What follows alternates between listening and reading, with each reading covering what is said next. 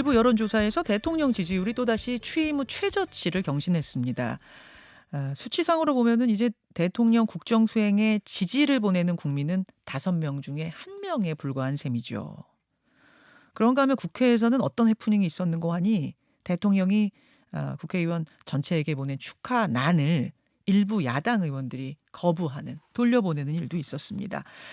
이러한 국회 대치 상황, 이 여당에서는 어떻게 바라보고 있을까요? 어떻게 풀기 위해 노력할까요? 성일종 국민의힘 사무총장 지금부터 직접 만나보겠습니다. 성일종 사무총장님 안녕하세요. 예, 안녕하십니까. 성일종 의원입니다. 예, 우선 그 국방위에 오래 계셨으니까 주말에 뜨거웠던 오물풍선 얘기부터 좀 짚어봐야겠습니다. 주말 동안에도 수백 개가 날아왔는데 사실 이런 식은 처음이라서 기분이 좀 더럽기도 하고 난감하기도 하고 그래요.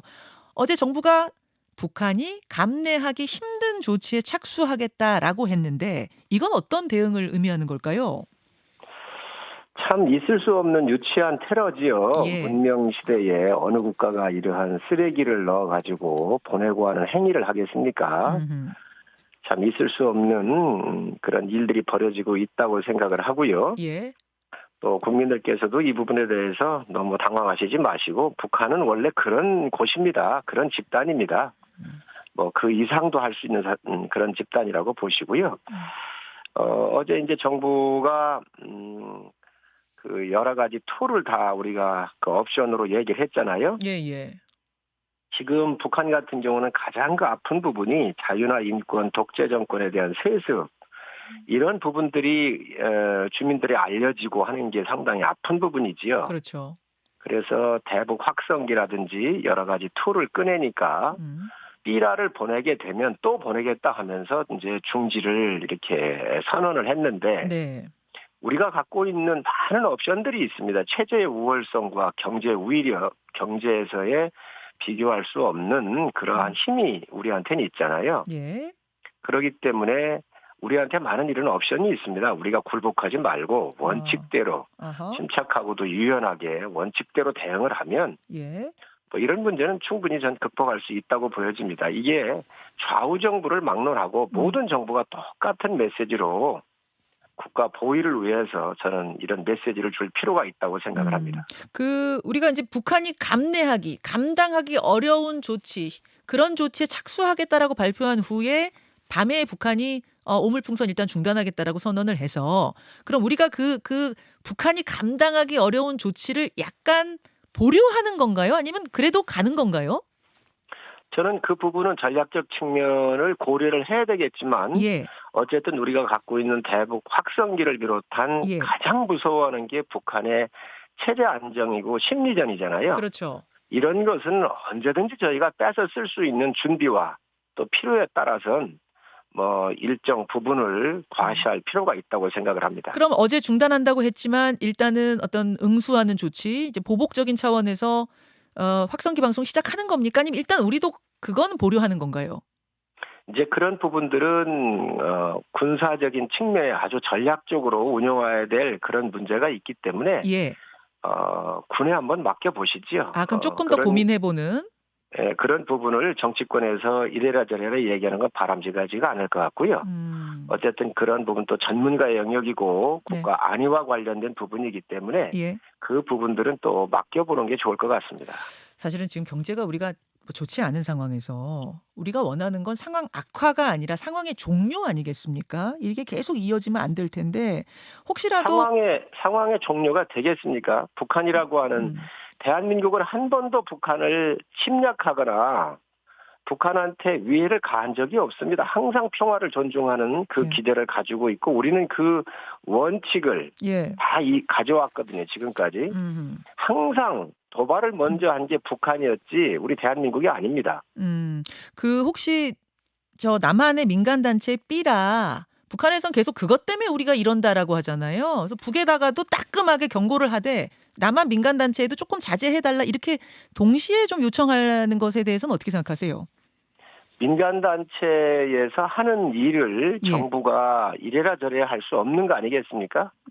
그렇지만 남북 관계의 여러 가지 상황이나 이런 것들을 고려를 해서 예. 아마 전략적으로 어떻게 할 것인지는 전문가의 영역이니까 예. 그 부분을 저희가 얘기하는 것은 좀 저희가 그런 부분에 대해서는 자제하는 게 맞지 않겠나 생각을 합니다. 물론 법원에서 이것은 표현의 자유다라고 해서 다시 재개가 된 걸로 알고 있습니다. 이 남한 민간단체 이 대북전단지 그만큼 북한이 다급하고 또 이러한 심리전의 취약성을 가지고 있다고 하는 걸 우리가 알고 있는 거거든요. 그래서요. 그러니까 법원에서 표현의 자유라고는 했지만 그래서 강제할 방법은 없지만 이 상황에 대해서 전략적으로 뭔가 좀 고민해 보자라는 접촉, 논의 이런 것은 재개될 수 있나요?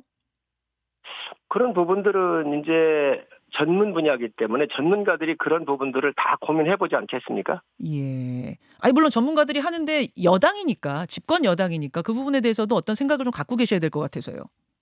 아무래도 그런 부분은 정치하는 영역과 또 전문 영역이 있는데 예. 전문가들의 의견을 존중해 주는 게 맞고요. 그 영역을 다루는 부분들한테 맡기는 게 맞습니다. 알겠습니다. 알겠습니다. 국민의힘 성일종 사무총장 만나고 있습니다. 그나저나 한국갤럽이 지난 5월 28일에서 30일 무선 전화 인터뷰 방식으로 1,001명한테 여론조사를 돌렸더니 대통령 지지율이 21%. 이거는 여당에서도 좀 충격을 받으셨을 것 같아요. 어떻게 보십니까?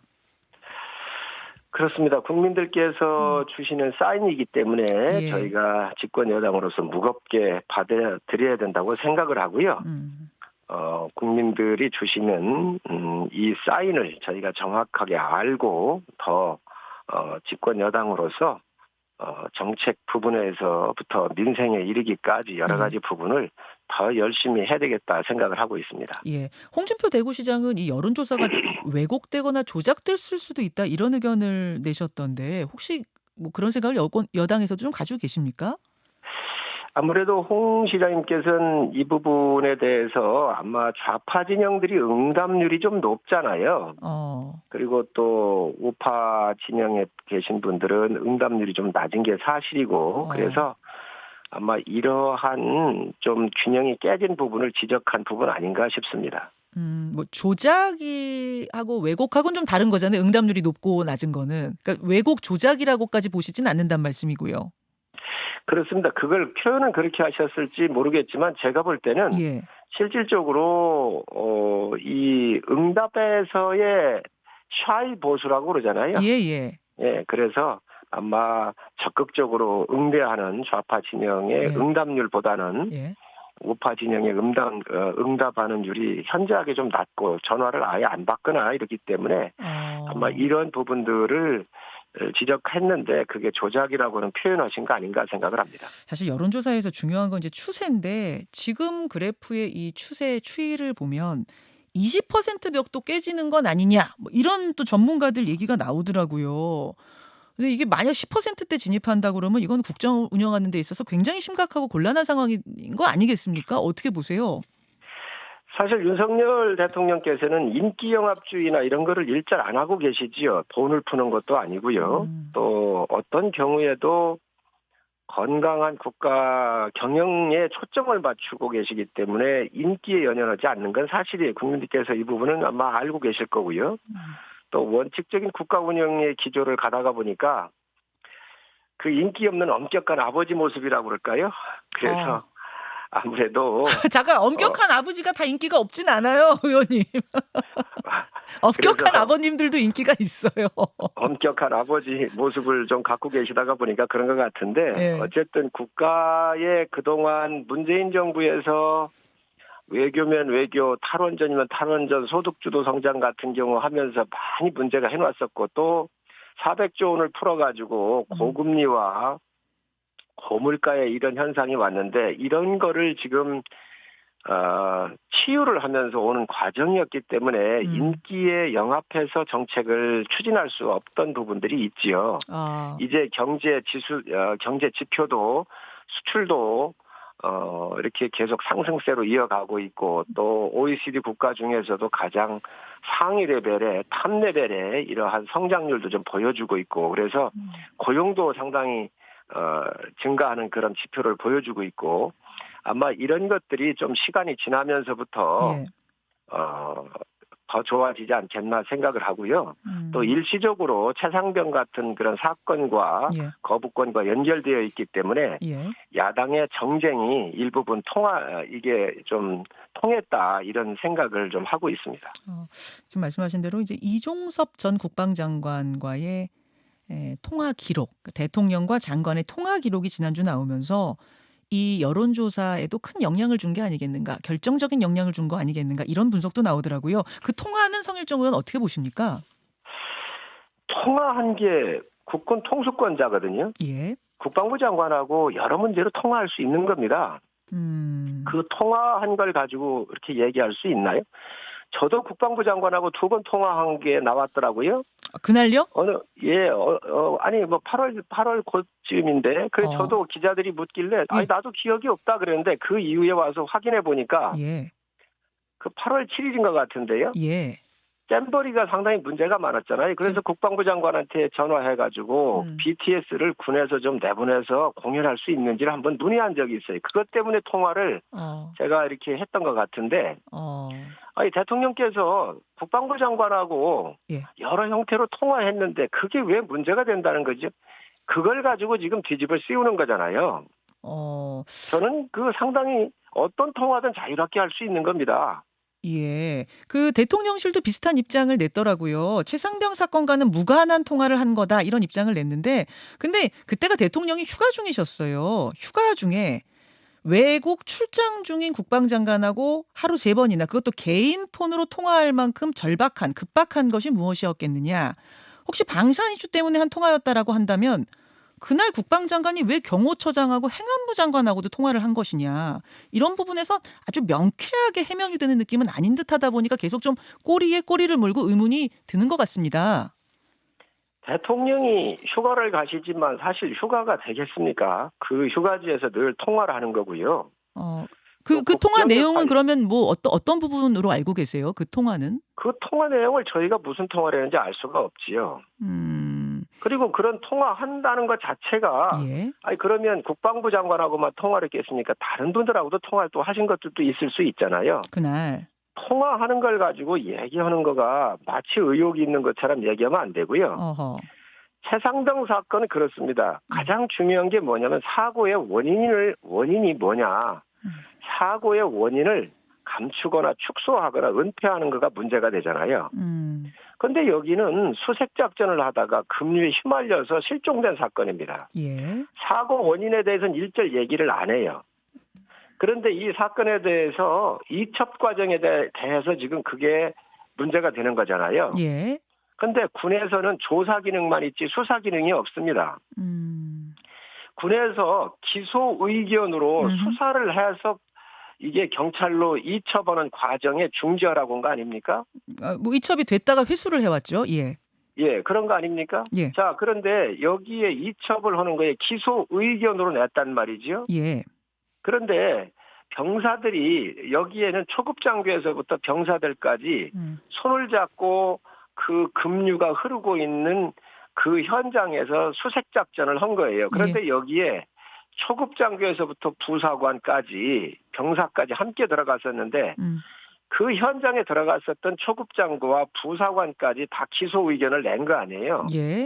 대통령께서는 국군 통수권자입니다. 이 이런 무리한 작전에 대해서 대통령이 얼마든지 통화를 하든 이야기하실 수 있는 것이고요. 또 조사만 하게 돼 있는 경찰이 기소 의견 낸 거를 대통령도 법률 전문가입니다. 자, 그러신데 이 부분에 대해서 기소 의견 낸 거에 대해서 의견 낼 수는 있다고 봐요. 그런 부분들에 대해서 왜 국군 통수권자인데 그러면 앞으로 어떠한 군한테 누구한테 명령을 내리면 누가 들어가겠습니까? 이런 분들을 기소를 하게 되면. 그러니까 이것을 지금 야당은 그런 의견을 낸 것 자체가 수사의 어떤 조사의 외압을 행사한 것 아니겠느냐. 오히려 하급 장교를 지금 뭐 보호하기 위한 것이 아니라 그 위에 사단장을 보호하기 위해서 잘 알고 지내던 사단장을 보호하기 위해서 외압을 넣은 것이다. 그래서 특검이 필요하다. 뭐 이런 논리인데 성 의원님이 보시기에는 사단장 얘기를 하시는데요. 대통령이 사단장 일면식도 없으실 거예요. 이 사단장은 호남분이시고 사단장이 문재인 정부에서 완스타를 달고 투스타까지 문재인 정부에서 다른 분이에요. 어허. 우리 정부하고해서 무슨 승진이라도 했다든지 혜택을 받으면 모르겠어요. 전혀 관련이 없는 일입니다. 이건 민주당이 잘 알고 있습니다. 그런데 무슨 사단장을 보호하고, 그리고 대통령께서 예. 무슨 군 통수권자인데 예. 이 명령을 하달하고 그 명을 수행하는 군의 독특한 특성, 그렇기 때문에 군인 아닙니까? 예. 그런 거에 대해서 그 질서를 바로잡고 지적하는 거에 대해서 저는 정당한 것이지, 이런 부분에 대해서 무슨 외압이 있는 것처럼 이 누구를 뭐 빼기 위해서 대통령이 그런 걸 하는 자리가 아닙니다. 그 정도는 알겠습니다. 민주당도 잘 알고 있지 않습니까? 이 부분은 이재명 대표의 방탄을 위해서 지금 현재 이 특검으로 탄핵 정국으로 몰고 가기 위한 아주 정략적인 의도가 숨어 있다는 것을 민주당도 잘 알고 있을 겁니다. 그러니까 국민의힘 보시기에는 탄핵이라는 목표, 임기 단축, 이재명 대표가 빨리 대통령 되고 싶어서 지금 이러는 것 아니냐라는 그런 좀 의혹을 갖고 계시는 걸까요? 탄핵을 얘기하고 있는데요. 예. 대통령이 어느 법을 위법을 했는지, 어떠한 우연을 했는지 밝혀달라고 여러 차례 요구를 했습니다. 어허. 어느 민주당 의원이 나와가지고 예. 무슨 법을 위반했거나 어떤 대한민국의 헌법 조항을 위반했는지 예. 이거 얘기한 분이 있습니까? 없지 않습니까? 직권남용 이 부분이 있으면 얘기를 하세요. 그리고 예. 대한민국 국회의원들은요. 예. 국회 개원할 때 선서를 합니다. 예. 헌법을 준수하겠다고. 그리고 국가와 국민 복리 증진을 위해서 일하겠다고 해요. 그러면 헌법을 준수한다고 선서한 사람들이 대통령 탄핵을 이렇게 쉽게 꺼낼 수가 있습니까? 그러면 어떤 법을 위반했는지, 어떤 헌법을 위반했는지 정확하게 얘기를 해야 될 거 아니에요. 알겠습니다. 지금 탄핵을 이야기하면서 네. 공수처의 수사를 못 믿겠다, 경찰의 수사를 못 믿겠다 그러고 있습니다. 공수처 누가 만들었습니까? 민주당이 만드는 겁니다. 공수처 일반 직원들까지 민주당 정부에서 다 심어놓은 사람들입니다. 우리 정부가 들어와서 그 사람들 스위치하거나 이런 적이 없어요. 경찰도 검수한 바 그러면서 다 검찰의 수사권을 경찰로 이관한 거 아닙니까? 대통령은요, 국가의 기관들이 정상적으로 일을 할 수 있도록 국가 시스템을 잘 보호할 책임이 있습니다. 그렇기 때문에 이 사건에 수사를 해서 미진하거나 문제가 있으면 대통령께서 직접 특검을 요청하겠다고까지 얘기했잖아요.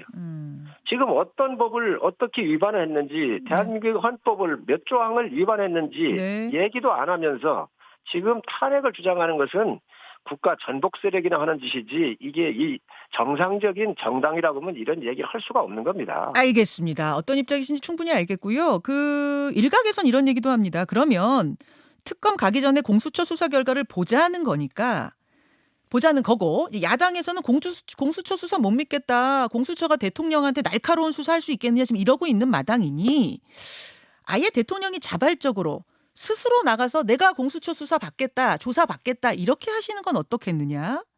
왜냐하면 헌법상 현직 대통령에 대한 조사권, 소추권은 없으니까 스스로 나가서 내가 조사받겠다라고 하시는 건 어떻겠느냐, 이런 좀 의견도 나오더라고요. 어떻게 보세요? 그런 것들이 정치 바로 공세지요. 있을 수 없는 이야기를 함부로 하고 있습니다. 아니, 법에 모든 사람 평등하다고 얘기를 하면서 공수처 만들어 놓은 게 본인들이 만들었잖아요. 그런데 지금 공수처를 왜 부정을 합니까? 아니, 그러니까 공수처 부정이 아니라 대통령께서 스스로 난 떳떳하니까 나 조사해라 이렇게 좀 나가시는 것에 대한 어떤 그런 것도 염두에 둘 수 있는 건가요? 열어둘 수 있는 건가요? 그 수사의 영역이야말로 예. 공수처가 알아서 하겠지요. 예. 지금 야당이 이래라 저래라 모든 것을 다 주장하고 있잖아요. 아니, 공수처가 알아서 할 부분들입니다. 그 부분들. 알겠습니다. 성일종 의원님, 이 특검 전국 속에서 윤상현 의원이 오늘 김정숙 여사 특검 법안을 발의하겠다, 인도 타지마할 방문 부정 의혹을 조사하겠다, 이렇게 이야기를 하고 오전에 공동 발의할 의원들 모집한다고 합니다. 혹시 성 의원님도 동참하십니까? 저도 지금 처음 듣는 얘기인데요. 예. 예. 그 부분은 저도 지금 처음 듣는 이야기인데, 어제 발표하셨는데 아마 못 들으셨나 봐요. 예, 아직 뭐 법안 사인해달라고 하는 것도 아직 안 왔고요. 모든 것을 특검으로 하자 그러면 대한민국 검찰이 왜 있어야 하고 경찰이 왜 있어야 하고 사법기관이 왜 있어야 하겠습니까? 예. 저는 민주당에서 하도 모든 걸 특검으로 해가지고 정치적인 이 노림수를 가지고 이렇게 몰고 가고 하니까 사실 김경숙 여사의 그런 타지마을 관광 같은 경우는 뭐 단장도 아니더라고요. 그리고 4끼의 비행기 기내식사 값이 뭐 6,200만 원인가 이렇게 가고요. 1인당 40몇만 원이 한 끼에 가고 그러던데, 정말 이런 부분들에 대해서 네. 어떤 게 정말 더 큰 국가의 중대한 일이 되겠습니까? 그런 부분들에 대해서 민주당이 먼저 저는 대답을 하고 특검을 요구하더라도 요구를 해야지, 지금 본인들이 그런 부분들에 대해서는 일절 다 부정을 하면서 군 작전과 관련된 걸 가지고 통화를 했다, 경로를 했다 하면서 대통령을 공격하는 것은 정말 나쁜 정치를 민주당이 하고 있다고 생각을 합니다. 지금 처음 이 특검 이야기는 들으셨다고 했는데 혹시 윤상현 의원이 오늘 오전에 가지고 오면 사인할 생각 있으세요? 저는 사인할 생각이 없습니다. 그러세요? 수사를 하면 될 일이거든요. 그런 부분들. 그것도 수사하면 되는 것이다. 예. 알겠습니다. 그리고 그런 것들이 수사가 미진하거나 문제가 있었을 땐 특감으로 가야 되겠지요. 한 3초 남았는데 그 대통령이 보낸 축하난을 범야권에서 돌려보내기, 거부하기 릴레이를 지금 벌이고 있어요. 이건 어떻게 보셨습니까? 윤석열 대통령 개인이 보낸 게 아니지 않습니까? 대한민국 국회하고 협치를 위해서 또 축하하는 의미로 대통령으로서 보낸 건데 그 부분까지 그렇게 한다고 하는 것은 아주 옹졸한 정치고 참 협치를 거부하는 그런 사인이라고 생각을 합니다. 예, 알겠습니다. 오늘 현안에 대한 입장들 함께 나눠봤습니다. 성일종 의원님 고맙습니다. 네, 감사합니다. 국민의힘 성일종 사무총장이었습니다. 김현정의 뉴스쇼는 시청자 여러분의 참여를 기다립니다. 구독과 좋아요, 댓글 잊지 않으셨죠? 알림 설정을 해두시면 평일 아침 7시 10분 실시간 라이브도 참여하실 수 있습니다.